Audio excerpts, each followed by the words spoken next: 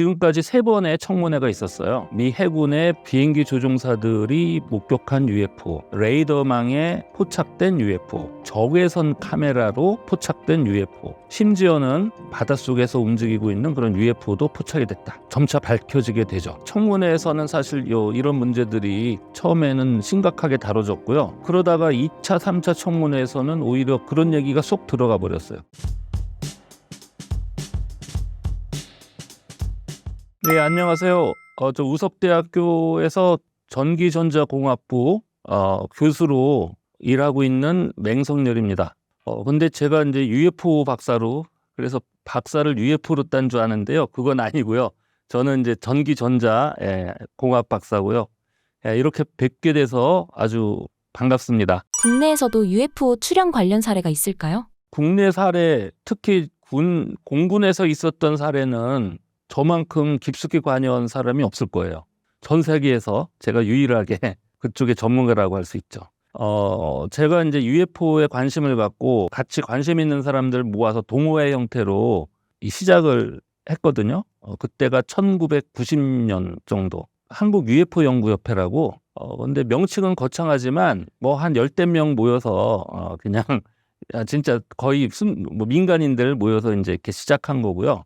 열심히 이제 회원들 모으고 방송 같은 데도 좀 나가고 뭐 이러면서 막 시작을 했는데, 한국 UFO 연구협회가 발족된 지 한 1년도 채 안 돼서 공군 현역 대령이 회원가입을 했어요.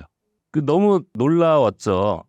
왜냐면은 이게 완전히 순수 민간단체이기 때문에 전혀 예상치 못했어요. 그러니까 현역 공군 대령이 회원으로 가입한다는 거는 처음에는 황당했는데, 도대체 왜 여기를 가입했는지 이제 궁금해서 조심스럽게 물어봤더니 그분 말씀이 우리나라뿐만 아니라 전 세계적으로도 굉장히 흔치 않은 그런 UFO 사건을 직접 조사했던 사람이라고 자기 그걸 밝혀요. 그러니까 목격자가 아니라 자기가 이제 그걸 조사를 했다는 거예요. 그러면서 이제 이 얘기를 하나 해줬어요. 그게 뭐냐면은 1980년도 봄에, 요즘도 우리 미국하고 합동훈련 하잖아요. 그 당시에 이제 합동훈련을 했다고 해요. 그래서 그분이 근무하고 있던 곳은 대구 공항이었고요. 대구에 이제 공군 기지죠. 거기에 정보장교로 있었다고 그러셔요. 근데 어느 날 팀 스피리트 훈련이라는 한미 합동 훈련을 하기 위해서 대구에서 이륙해서 휴전선 쪽으로 가서 그 근처에서 이제 훈련을 이제 같이 하는데, 그거 하러 가다가 갑자기 UFO를 목격을 해서, 근데 UFO가 아마 북쪽에서 이렇게 남쪽으로 내려오는 거를 다시 쫓아서 같이 내려와서 그걸 이제 본인들은 UFO를 추적해서 관찰까지 했다라고 주장하는 황당한 제보를 받고 자기가 직접 조사를 했다. 그런 이제 아주 놀라운 얘기를 해줘요. 역시 이제 편대 비행 보면은 기본 단위가 비행기 2대더라고요. 그 편대를 2대가 보통 하는데, 그래서 거기도 이제 4명이죠, 목격자가. 근데 마침 그 편대에 공군 기지의 부사령관급, 그러니까 굉장히 높은 사람이 편대장으로 타고 있었고요. 나중에 뭐 그건 임병선 소장으로 예편하셨는데 그분이 거기 있었어요. 근데 부사령관이니까 상당한 재량권이 있었나 봐요. 그래서 일단 가다가 목격을 하고 그거를 지상의 레이더 기지에다가 어느 위치에 궤비행체를 레이더로 한번 잡아라. 근데 안 잡히는 거예요. 비행기 자체도 아마 레이더가 있었는데 거기도 안 잡히고, 그러니까 되게 이상한 거죠. 그래서 이제 이건 뭐가 좀 이상하다 그래서 이제 쫓아서 내려왔대요. 그래서 쭉 내려와서 그 비행체가 어느 순간에 동쪽으로 가서 포항 그쪽 상공에 위에서 이렇게 내려와서 포항 쪽으로 가서 여기서 위로 쫙 올라가더래요. 근데 그 비행 자체가 기존의 어떤 우리가 알고 있는 비행체로는 그렇게 못해요. 그래서 이 비행기 2대는 쫓아가서 이렇게 선회하면서 이제 올라갔죠. 근데 쭉 올라가더니 딱 멈추더래요. 그래서 그 주변을 2대가 한 20분 넘게 관찰을 한 거죠. 그런데 이게 굉장히 빠른 속도로 움직이니까 연료 소모가 커서 어쩔 수 없이 이제 기지로 이제 귀환을 하게 됐고, 근데 그때 그 비행체는 뭐 직경이 한 2-30m 이상 되고 가운데에서 굉장히 밝은 빛이 위아래로 그런 형태의 비행체였고 그래서 그때 그 임병선 예비역 소장이 이거는 도저히 나중에라도 이걸 얘기를 했을 때 믿어주질 않을 수도 있겠다. 좀 말하자면 거기 4명이 봤다고 하더라도 나중에 가선 뭐 넷이서 집단 환각이라든지 뭐 이렇게 몰아붙이면은 이제 할 말이 없다는 거예요. 근데 또 레이더에도 안 잡혔잖아요. 그래서 이거는 이거 미치겠다. 정말 방법을 찾다가 그 포항 쪽이니까 대구에서 멀지 않잖아요. 근데 거기서 이착륙하는 자기 이제 동료 또는 부하들이죠, 주로. 한테 연락을 해서 어느 쪽 방향에 어디에 굉장히 밝은 불빛 보고 있냐 확인을 시켰다고 해요. 그래서 이제 증인들이 더 많은 거죠. 사실 제가 이걸 제보받은 게 1991년인데 그 당시에 이 임병선 예비역 수장님이 현역 시절이었고 UFO 연구협회 회원으로 들어오신 공군 대령한테 그 얘기를 듣고 그 실명도 다 들었지만 만날 수가 없는 거예요. 현역. 그 당시도 아마 최소한 뭐 소장 아니면 별 달고 있을 때니까. 그래서 제가 그거는 못 만나고 제가 유학 갔다 와서 한국전자통신연구원 애틀이라고 하죠. 대전에 있는. 거기 이제 제가 연구원으로 취직을 했는데 거기서 그분을 만날 수 있는 실마리를 찾아요. 거기 입사해갖고 이제 소식지 같은 거 좀 옛날 것 그런데 바로 전달에 나온 소식지에 그 이름이 있고 그분이 감사로서 이제 회고 떠나면서 뭘 글을 쓴 거예요. 그래서 처음에는 어서 많이 본 이름이다. 근데 그분일 거라고 전 생각 안 했어요. 왜냐하면 이제 여기는 전자통신연구원이니까. 그런데 공군했던 분이 무슨 관련이 있냐 싶어서 전혀. 근데 나중에 그 내용 대강 읽고서 양력을 딱 봤더니 공군 투스타 출신이야. 그래서 아이고 이분이구나. 그래서 바로 홍보실에 연락을 해서 그분을 이제 그때 만나서 인터뷰를 땄어요. 그래서 제가 직접 이제 그 인터뷰를 했죠. 그리고 그거를 저희한테 제보했던 분은요, 회원 가입하고 한 두어 달 후에 이제 예편을 했어요. 그러니까 공군 대령을 마지막으로. 그러고 나선 소식을 끊어버리더라고요. 그러니까 자기가 할 일을 다 한 거야. 그걸 어떤 민간 관심 있는 단체에다가 그걸 제보를 해서 자기가 현역 시절에 그래서 뭔가 이거 신빙성도 높이고 해서 뭔가 나름 그 당시에 이제 그 4명을 불러다가 다 그 자술서를 썼는데 이거 왜 위에다 보고해봤자 인사상의 불이익만 받을 것 같다 그래갖고 자기 손에서 폐기시켜버렸던.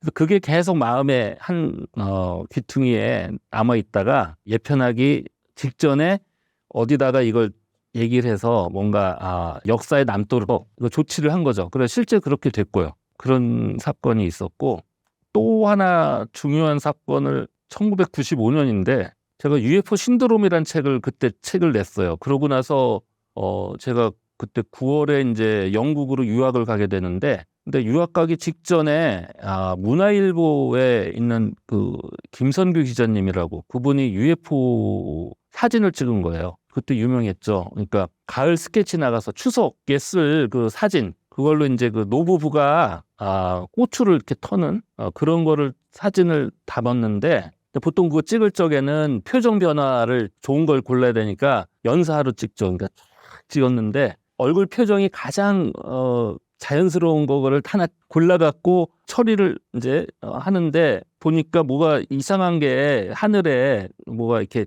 묻어서 나와서 원판에 뭐가 묻었나 보다 해서 막 닦고 그랬는데도 안 지워지더래요.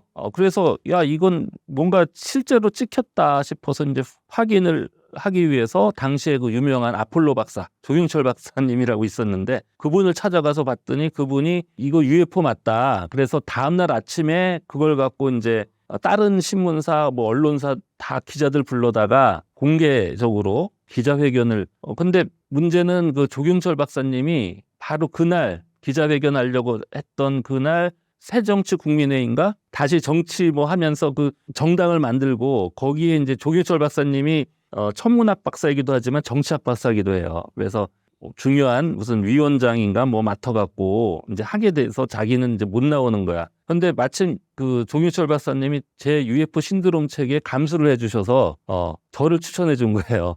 최근에 그 UFO 또 열심히 연구하는 내가 이렇게 감수도 해준 친구 있다 그러고 내 이제 연락처를 이렇게 줘갖고 제가 갑자기 그냥 아침에 불려가서 설명도 하고 근데 좀 엉터리죠. 그 짧은 시간에 그걸 근데 나중에 이제 그 KBS에서 다큐를 찍기 위해서 영국에 와갖고 같이 다니면서 그게 이제 진짜라는 거를 이제 밝혀나가는 과정을 거쳤는데 어쨌든 그 당시에 뭐 정신없이 그렇게 했고 저는 책을 많이 팔았죠. 그 전에 책 팔려고 아무리 해도 이게 안 됐는데 제가 갖고 간 책에서 사진도들 기자들이 따다가 쓰고 그다음에 책 저자로 소개도 해주고 뭐 이러면서 그 당시에 잘 나가던 그 프로가 토토즐이라고 있었어요. 토요일은 즐거워. 거기에도 제가 나가서 그런 쇼 프로에 나가서 책 홍보한 건 아마 제가 최초이자 마지막이 아닐까. 근데 제가 유학을 영국은 10월 학기에 10월부터 시작이라 그러면 보통 일주일 전에는 가서 거기 이제 계좌도 개설해야 되고 뭐 여러 가지 해야 되잖아요. 근데 그때 그 방송이 생방송이었던 것 같은데 25일인가 잡힌 거예요. 9월 25일날. 그래서 도저히 이게 비행기하고 안 맞아서 이제 나는 나갈 생각이 없었는데 출판을 해서 야, 책 팔려면 무조건 나가야 된다고. 그래서 방송사에다 나는 이제 배짱으로 거기서 노하면은 이제 안 나가려고 거기 이제 UFO 신드롬의 저자로 그 자막 처리를 해주면 나가겠다 그랬더니 그걸 해준 거예요. 뭐 그랬던. 예. 근데 중요한 거는 그 사진이 되게 유명해졌는데 그러니까 그 후에 같은 날 또는 그 전날부터 제보가 막 들어온 거예요. 그래서 협회로. 근데 그 중에 제보 중요했던 게 뭐냐면은 9월 4일 날 신문사에서 기자님이 찍었는데 그 오전에 중요한 사건, 그러니까 공군 조종사가 당시 현역 조종사가 UFO를 직접 목격을 해요. 그래서 어떤 상황인가 봤더만 당시에 그 청주에 공군 사관학교가 있어요. 그래서 거기에서 이제 그 갓 인관된 처음에 초등 비행 훈련하는 교관이 목격을 한 거예요. 그런데 다른 그 훈련생들은 못 봤대요. 그러니까 왜 못 봤나 봤더니 훈련생들을 먼저 앞으로 보내고 자기는 뒤에서 쫓아가면서 이제 뭐 통제를 한다고 그러더라고요. 그래서 청주에서 출발해갖고 계룡산 쪽을 거쳐서 이제 남쪽으로 가는데 그래서 훈련생들은 이미 앞에 가고 자기가 뒤에서 어느 정도 간격을 두고 계룡산 쪽으로 가고 있는데 갑자기 하늘에서 뭔가가 엄청난 속도로 또 내리꽂히더래요. 그래서 처음에는 별똥별인가 보다 생각했는데 중간에 딱 멈추더래요. 그러니까 별똥별이면 내려오다가 없어지거나 또는 땅바닥에 박히거나 이러는데 내려오다가 딱 떨어지는데 그분이 대략 한 1km 정도 상공에서 비행 중이었는데 한 중간쯤 한 500m 지상에서 그 정도에 딱 멈추더래. 이렇게 딱 멈춰서 자기 쪽으로 날라오더래요. 자기가 뭘 해야 될지를 바로 판단하고 이제 한 게 그 어디 있는지 그 지형을 자기가 숙지를 하고 있으니까 거기가 맨날 훈련하고 왔다 갔다 하니까 어디라고 해서 딱 보고 그때부터 시간을 잰 거예요. 그래서 한 15초 동안 시간을 갖고서 본 거예요. 그래서 쫙 오더니 자기 밑으로 지나서 어디까지 쭉 가는 거를 시간을 딱 끊어서 이제 그래서 그분이 실제로 이제 그 당시 제가 부모님이 청주에 살았거든요. 근데 유학을 가기 전이니까 어차피 인사도 해야 되고 추석 명절에 그래서 겸사겸사 가서 이제 제가 인터뷰를 했는데 뭐 지도 그 지역 지도 계산기 뭐 이런 걸 다 들고 왔어. 그래서 그걸 다 계산을 하더라고 즉석에서 여기서부터 여기까지 갖고 내가 15분을 챘다. 그래서 계산했더니 음속에 한 7배가 넘더라고요. 근데 그분이 하는 얘기가 자기 지나갈 때 이제 봤더니 동그랗고 납작하고 밑에가 팽이처럼 돼 있는 그런 형태야. 그리고 직경은 한 3, 4m 그 정도 추정이 되고 그래서 자기 밑으로 지나갔는데 자기는 굉장히 놀란 게 상식적으로 비행체라면 그 뾰족한 쪽, 그 유선형이라고 그러죠. 거기가 이제 앞으로 해서 공기를 이렇게 갈라가면서 가는 게 맞는데 팽이 같은 게 휙 지나가더래요. 그것도 엄청나게 빠른 속도로. 그게 되게 황당했다. 보고도 눈을 못 믿을 정도로. 그리고 또 하나는 음속을 그 정도 빠른 속도로 움직이면 이른바 소닉붐이라고 해서 충격음이 엄청나게 굉음이 이제 나야 되는데 자기는 전혀 그런 걸 못 들었고 그다음에 보통 이제 그 비행장 근처 훈련하거나 뭐 이럴 때 보면 가끔 조종 미숙이나 뭐 어떤 문제가 생겨갖고 음속 돌파를 지상 근처에서 해갖고 이제 유리창이 깨지고 민원이 들어온대요. 그런 크기의 그런 물체가 그런 속도로 그런 높이에서 지나갔으면 인근에서 뭔가 문제가 생겨갖고 민원이 들어왔을 건데, 그러니까 공군에서 안 했어도 이제 다 뒤집었을 상황인데 그런 게 전혀 없었다는 거죠. 근데 그때 제가 받은 느낌은 완전히 얼이 빠져갖고 그냥 정신이 하나도 없더라고요. 근데 그 당시는 정신이 없어서 뭐 할 얘기 안 할 얘기 많이 하고, 그다음에 제가 이거를 좀 매스컴에 알려도 될까요 했을 때 반응이 뭐 알리든 말든 좀 그랬는데, 나중에 가서는 이제 그게 제정신이 들고 나서는 그게 안 알려졌으면 좋겠다 싶었나 본데, 나중에 제가 유학 시절에 잠깐 한국에 들어왔을 때 이제 그 월간조선인가 신동아인가 하고 이제 거기다 글을 제가 쓴 적이 있는데 그 얘기를 썼어요. 근데 이름을 감춰서 했는데, 그거를 그때 담당했던 기자님이 실명을 안 내도 좋은데 기자 입장에서는 그게 진짜인지 아닌지를 알아야 되니까 실명을 자기한테는 알려달라고 해서 알려줬더만 나중에 기자 실명을 내버렸어. 저를 만나서 좀 따져야겠다 그러는 걸 협회 그 회장님이 유학 가서 좀 못 온다고 그냥 그러고 그냥 끝내버렸는데, 그분이 나중에 인사적 무슨 불이익을 당하지 않았을까 좀 저는 두고두고 좀 약간 기분이 안 좋아요. 뉴욕타임스가 미국의 한 국방부 프로젝트에 관해 폭로했다고 하셨는데 어떤 내용인가요? 앞에 간단히 좀 설명하면 그 미국에서 세계 최초로 국가 차원에서 UFO 조사팀을 운용했던 나라가 미국이에요. 그래서 그게 1948년부터 1969년까지 미 공군에서 그런 UFO 조사팀이 활동을 했죠. 그 이후부터는 이제 UFO가 더 이상 국가 안보에도 뭐 문제가 안 되고 과학 기술적으로도 뭐 별로 의미가 없다, 이러면서 공식적으로 팀을 해체하고 정부에서는 더 이상 UFO에 관심이 없는 걸로 그렇게 결론을 지었습니다. 그런데 그 이후 한 50년쯤 지나서 갑자기 뉴욕 타임스에서 특종을 보도했죠. 실제로 미 국방부 내에서 임시긴 하지만 약 2년 동안 UFO에 관한 특별 조사 팀이 가동됐다, 이런 보도가 나갔습니다. 그리고 실제로 그때 관련이 됐던 사람들이 폭로를 하고요. 그래서 결과적으로 이제 그 UFO 관한 청문회가 미 하원에서 개최가 되죠. 그래서 지금까지 3번의 청문회가 있었어요. 근데 그 청문회에서 중요하게 다루어진 것이 주로 미 해군의 조종사들, 미 해군의 비행기 조종사들이 목격한 UFO, 그리고 미 해군의 레이더망에 포착된 UFO, 또 공군 조종사들의 육안뿐만 아니라 적외선 카메라로 또 포착된 UFO, 심지어는 해군에서 같이 합동 군사훈련에 참여하고 있던 잠수함의 소나에 또한 바닷속에서 움직이고 있는 그런 UFO도 포착이 됐다. 뭐 이런 게 이제 점차 밝혀지게 되죠. 그래서 청문회에서는 사실 이런 문제들이 처음에는 심각하게 다뤄졌고요. 그러다가 2차, 3차 청문회에서는 오히려 그런 얘기가 쏙 들어가 버렸어요. 그러니까 완전히 없어진 건 아닌데 실제로 더 뭔가 심도 있게 이렇게 헤쳐야 될 상황이라고 판단이 되는데, 그러지 않고 자꾸 엉뚱한 얘기들이 자꾸 나오고 있어요. 이에 대한 미국 정부의 입장은 어떤가요? 미국 정부는 처음에는 어느 정도 이제 인정을 하고 실제 거기 관여된 조종사들의 그 청문회에서 실제 증언도 하고 하죠.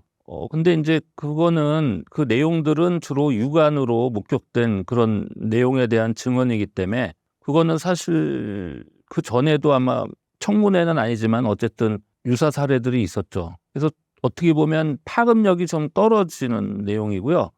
그때 진짜 중요한 거는 그 UFO를 레이더에서 포착된 그런 증거가 있는데 그거를 숨기는 것 같아요. 그리고 또 물속에서 움직이는 그 UFO에 관한 그 소나 그 자료도 있을 텐데 숨기죠.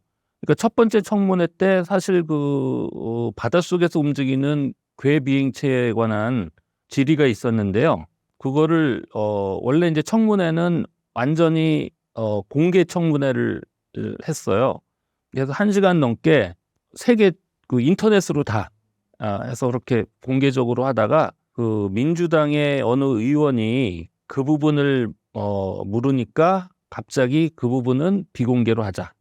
그래서 비공개로 넘어갔고 그 후에 2차, 3차 청문회에서 그와 관련된 얘기가 일체 나오질 않죠. 그래서 이 UFO 문제는 모르겠어요. 이쪽을 믿는 사람들은 이제 굉장히 뭐 허무맹랑한 것까지 굉장히 맹신하고 안 믿는 사람은 이건 뭐 전혀 말도 안 된다 해서 전혀 관심을 갖지 않는데 제 입장에서 물론 이제 오랫동안 여기 UFO 전문가로 활동하긴 했지만 그거를 배제하고 그냥 한 대학교의 교수 또는 뭐 한 과학자의 입장에서 그걸 생각해 봤을 때는 분명히 그 UFO 문제는 그렇게까지 황당무계한 뭐 그런 음모론 그것도 아니고 그렇다고 전혀 허무맹랑한 그런 것도 아닌 그 중간 어디쯤에 분명히 어떤 실체가 있는 그런 존재라고 저는 생각을 합니다. 청문회마다 미국 정부의 태도가 달랐던 이유가 무엇인가요? 이 얘기를 좀 더 심도 있게 이제 하자면 사실 뭐 몇 가지 그 관련된 사건들이 있지만 가장 중요한 사건은 2004년에 미국의 그 샌디에고에서 한 200km 떨어진 태평양 해상에서 있었던 합동 군사훈련, 해상 군사훈련과 관계가 있어요. 그 훈련에서 그 니미츠라는 핵 항모가 추측이 되고 주변에 여러 순양함들 그리고 잠수함까지 동원된 그 입체적인 어떤 그런 훈련을 있었는데 그게 2004년 11월에서 12월 사이에 이제 이루어졌어요. 근데 11월 달에 일주일 동안 며칠에 걸쳐서 UFO가 나타난 거예요. 근데 그 나타나는 패턴이 굉장히 특이한 게 혹자는 뭐 그게 혹시 중국이나 러시아에서 보낸 어떤 스파이 항공기 뭐 드론 인근에서 이렇게 띄운 드론 뭐 이런 거 아니냐라는 의문을 가질 수 있을지 모르겠는데 전혀 그거하고는 패턴이 다른 어떤 식이냐면 우주에서 진입을 해요 일단. 그래서 그것이 이제 그 대륙간 탄도 미사일을 포착하기 위한 우주 공간에서 포착할 수 있는 고성능 레이더망이 있습니다. 일단 거기에 포착이 됐다고 합니다. 진입하는 것이. 그 다음에 해상에서 8만 피트죠. 그 정도 높이까지 커버가 되는 고성능 레이더가 훈련에 참여했던 순양함 중에 프린스턴호라는 순양함이 있었는데 당시에 그게 가장 첨단 레이더라고 해요. 거기에 포착이 되었어요. 8만 피트에서 2만 피트까지 떨어지고 어떤 것들은 바로 바다 근처까지 떨어지는 위에서 막 떨어졌다가 다시 올라갔다 이런 것이 반복된 거죠. 그래서 그게 이제 그 프린스턴호에 있는 레이더에 포착이 됐어요. 그래서 실제로 이제 그게 니미츠 항모 통제본부에서 그 정체를 확인하기 위해서 요격기 편대를 보내죠. 근데 이제 문제가 생겼어요. 그 훈련을 할 적에 그 요격기 편대는 호크아이라고 하는 공중에서 이제 그 실제로 그 통제를 할 수 있는 그런 비행기죠. 거기서 이제 그 관제를 하게 돼 있는데 거기 레이더에는 잘 잡히질 않는 거예요. 그래서 어쩔 수 없이 관제기에 의해서 실제로 요격기들이 좌표를 찍고 가야 되는데 그게 불가능해서 프린스턴호에서 관례를 깨고 직접 관제를 합니다. 그래서 거기다 좌표를 주고 유도를 하고 직접 확인을 해보라고. 그래서 2대의 비행기가 그쪽으로 가죠. 각 요격기에는 조종사들이 2명씩 타고 있어요. 그래서 총 4명이 이제 직접 그걸 육안으로 목격을 했는데 한 대는 2만 피트 상공에서 선회하면서 그걸 쭉 지켜보고 나머지 한 대가 거의 바다 근처에 있었으니까 직접 또 자세히 확인하기 위해서 접근을 합니다. 그래서 접근을 하면서 보니까 생긴 것이 일단은 손가락처럼 생겼대요. 거기서 증언할 때는 이제 틱택이라는 그 사탕 모양이라고 하는데 그게 손가락처럼 생긴 사탕이에요. 그래서 그런 것이 바다 위에 한 50피트 상공에 있는 걸 발견을 했고요. 그래서 접근을 하니까 어느 순간 원래는 이런 식으로 있다가 접근하는 거를 눈치를 챈 것처럼 방향을 온라인을 하고 그러고는 접근하는 비행기 쪽으로 정면에서 다가오는 아래에서 위로 날라왔다고 해요. 그때 이제 그 조종했던 그 조종사는 부대 안에서도 좀 약간 똘기가 해서 이제 별명도 재밌는데 이게 겁이 없는 거예요. 그래서 거의 저 치킨 게임이라고 하죠. 그냥 간 모양이에요. 결국은 이겼대요. 그러니까 UFO가 어느 순간 오다가 방향을 바꿔서 엄청난 속도로. 근데 거기서 이제 얘기하기로는 그냥 시야에서 사라졌다. 이제 이렇게 표현할 정도로 굉장히 빠른 속도로 움직였죠. 그래서 실제로 그 접근했던 편대 조종사들 4명이 다 목격을 하고 특히 그중에서 2명은 굉장히 가까이에서 본 거고요. 근데 그 후에 그게 이제 굉장히 빠른 속도로 다른 지점으로 이동을 했는데 역시 프린스턴호에서 그거를 추적을 해서 다시 이제 그 좌표를 주고 다른 비행기한테 연락해서 가서 봐라. 그래서 다른 비행기가 접근을 했는데 그 비행기는 적외선 카메라가 탑재돼 있었어요. 그러니까 앞에 그 2 비행기한테는 그게 없었고요. 그래서 이 비행기는 그 물체를 적외선 카메라로 찍었고 동영상으로 찍었고요. 그래서 그것이 뉴욕타임스에서 공개할 때 그 동영상이 같이 공개가 됐어요. 자, 근데 사건이 이 정도에서 그친 게 아니라 아까도 잠깐 얘기했듯이 그 틱택이라는 물체가 아까 우주에서 날아 들어왔다고 했죠. 그래서 공중에서 떠서 움직이기도 했지만 바닷속으로 들어가서 움직이는 것이 그 훈련에 참여했던 루이즈빌이라고 하는 잠수함의 소나에서도 포착이 됐어요. 그 바닷속에 있는 것이. 그래서 실제로 그걸 조사했던 미 국방부 안에 특수 조사팀이 한 2년 가동됐다고 했는데 그때 그 팀을 실제로 운영했던 그 팀장이 이제 책을 냈는데요. 거기에 그 잠수함의 소나에서 포착했다는 얘기가 나와요.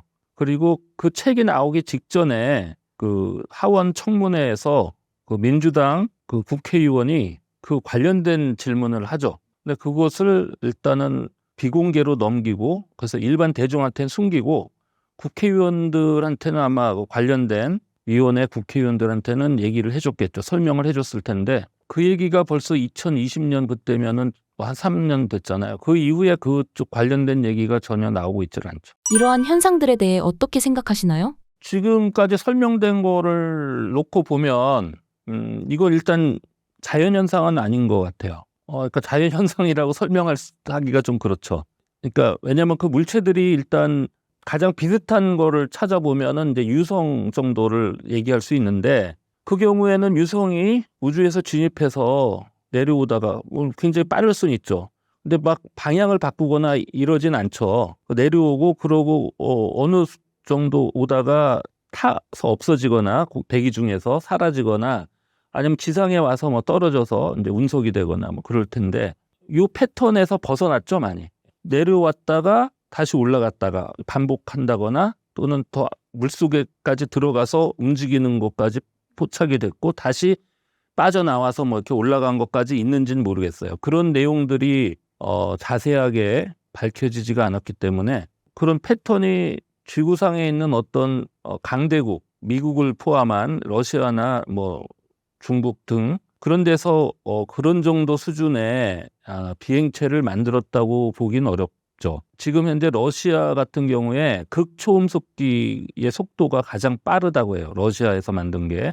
그래봤자 수직 강화할 때 속도가 음속의 25배 이론치가 그리고 실제로는 뭐 그것이 채 안 되는 걸로 알려져 있어요. 그런데 프린스턴호의 그 레이더망에서 포착했다고 하는 그 비행체에 관해서 흘러나오는 이야기를 토대로 계산을 해보면 수직 강화를 하는 그 UFO의 속도는 음속의 한 5, 60배 정도 최소한.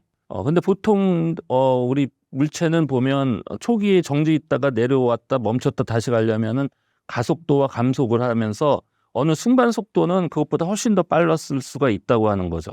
자, 그런데 문제는 이 수수께끼를 풀려면은 결국 그 미 국방부에서 보관하고 있는 관련된 레이더 자료 그리고 그 소나 자료 이런 것들을 다 받아서 민간 전문가들이 분석을 해봐야 돼요. 1948년부터 69년 사이에 그 미 공군에서 조사했던 그 자료는 1967년, 68년 그 한 2년 가까이에 걸쳐서 미국의 콜로라도 대학교가 주관이 된 과학자 집단이 그걸 분석을 하고 그래서 그 결과로 이제 그 팀 해체가 이루어지긴 했는데 어쨌든 그 당시에는 그걸 다 조사를 분석하고 해서 백서가 나왔어요. 두꺼운. 근데 이번 건도 충분히 그럴 만한 가치가 있는데 일체 그런 걸 안 하려고 하는 거고요. 그 당시에 이제 그 백서를 보면 결론은 국가 안보에 전혀 문제가 없고 과학적으로도 의미가 없다라고 내렸지만 그 내용 안에 거를 쭉 읽어보면은 상당히 중요한 국가 안보에도 문제가 될 수 있고 과학적으로도 충분히 조사를 해봐야 될 그런 내용들이 여기저기 있어요.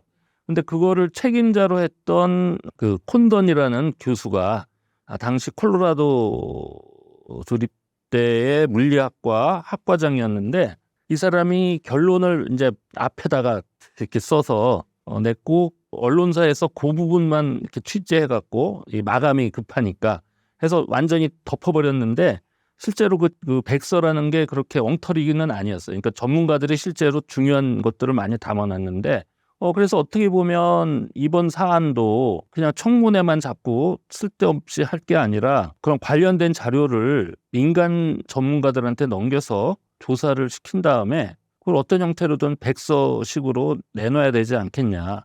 지금 미국 정부에서는 그럴 생각이 전혀 없는 거죠. 그러니까 그만큼 이게 문제가 심각한 거예요. 그러니까 왜 그러냐 생각을 해보면 아까도 얘기했지만 중국이나 미국이나 러시아의 기술을 최소한 제가 판단컨대 한 50년 이상 앞선 그런 기술이라고 보거든요. 그런 것들이 밝혀지는 걸 당연히 싫어하겠죠. 지구상에 있는 최강 국가의 기술 수준을 넘어선 어떤 기술이 지금 지구상에서 나타나서 그런 걸 보여주는 데몬스트레이션을 하고 있다고 봐요. 누군가가. 이거는 상당히 공포스러운 거죠.